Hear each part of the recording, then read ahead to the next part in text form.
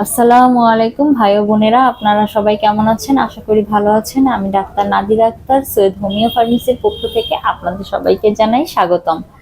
আজকে আমি হোমিওপ্যাথির খুবই কমন একটি ওষুধ নিয়ে আপনাদের সাথে আলোচনা করব। ওষুধটি হচ্ছে রাস্টক্স। রাস্টক্সের প্রথমে যে কথাটি মনে রাখতে হবে সেটি হচ্ছে বৃষ্টির পানি, ভেজা আবহাওয়া ও ঠান্ডা পানির সাথে যদি কোনো অসুখের সম্পর্ক থেকে থাকে তবে অবশ্যই রাস্টক্স ব্যবহার করতে পারেন। যেমন ধরুন, বৃষ্টির পানিতে ভিজে ঠান্ডা বাতাস লেগে বা স্যাঁতসেঁতে জায়গায় থেকে যদি কেউ অসুস্থ হয়ে পড়ে তবে সেক্ষেত্রে রাস্টক্স বেশ উপকারে আসে। একটি কথা মনে রাখতে হবে যে বর্ষায় বৃদ্ধি, ঠান্ডা বাতাসে বৃদ্ধি এবং রাত্রে শুয়ে থাকলে সকল যন্ত্রণা বৃদ্ধি পায়। আরেকটি কথা মনে রাখতে হবে যে বৃষ্টির পানিতে ভিজে ঠান্ডা বাতাস লেগে বা স্যাঁতসেঁতে জায়গায় থেকে যদি কারোর জ্বর, সর্দি, কাশি, আমাশয় বা রোগের নাম যাই হোক না কেন, আপনার সকল ক্ষেত্রে রাস্টক্স বেশ উপকারে আসে। রাস্টক্সের রোগী ব্যথায় খুবই অস্থির হয়ে পড়ে এবং বাবা গো মা গো বলে চিৎকার করতে থাকে এবং সে মনে করে এই চিৎকার করলে মনে হয় তার কিছুটা একটু আরাম পাবে।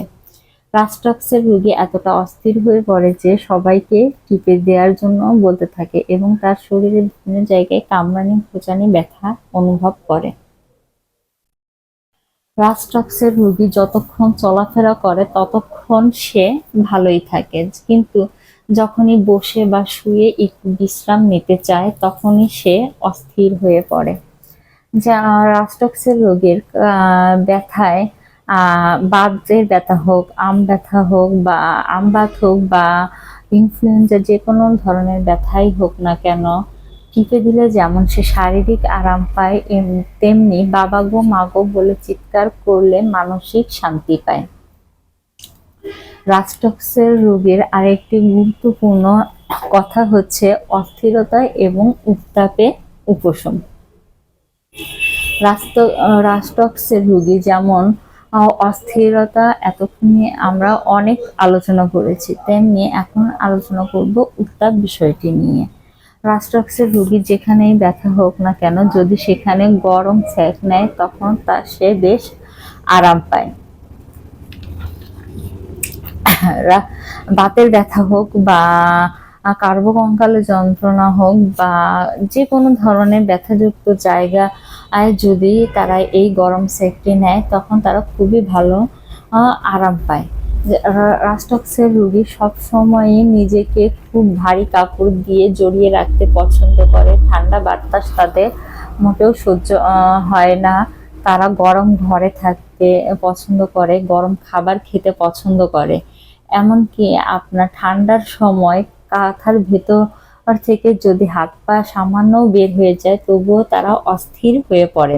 সামান্য বাতাসও তাদের সহ্য হয় না। রাস্টক্সের আরেকটি খুবই গুরুত্বপূর্ণ কথা হচ্ছে জিহ্বার মাথা ত্রিকোণ আকৃতির হয়ে থাকে এবং লাল রঙের হয়ে থাকে। বৃষ্টির পানিতে বৃদ্ধি, ঠান্ডা পানিতে বৃদ্ধি এবং বর্ষাকালে বৃদ্ধির সাথে সাথে যদি আপনি এই লক্ষণটি দেখতে পান যে কারো জিহ্বা লাল বর্ণের বা ত্রিকোণাকৃতির হয়ে থাকে তবে নিঃসন্দেহে আপনারা রাস্টক্স ব্যবহার করতে পারেন। জিহ্বায় যেমন দাঁতে চাপ লেগে কামড়ে কেটে যাওয়া বা ময়লা যতটা না আপনার বড় লক্ষণ, তার থেকে বড় পরিচয় হচ্ছে আপনার জিহ্বার মাথা লাল এবং ত্রিকোণাকৃতির হয়ে থাকে। এইসব ক্ষেত্রে এরকম লক্ষণ দেখা দিলে আপনারা অবশ্যই রাস্টক্স ব্যবহার করতে পারেন। আমি পরবর্তীতে হাজির হব নতুন একটি ভিডিও নিয়ে। সে পর্যন্ত সবাই ভালো থাকবেন। আল্লাহ হাফেজ।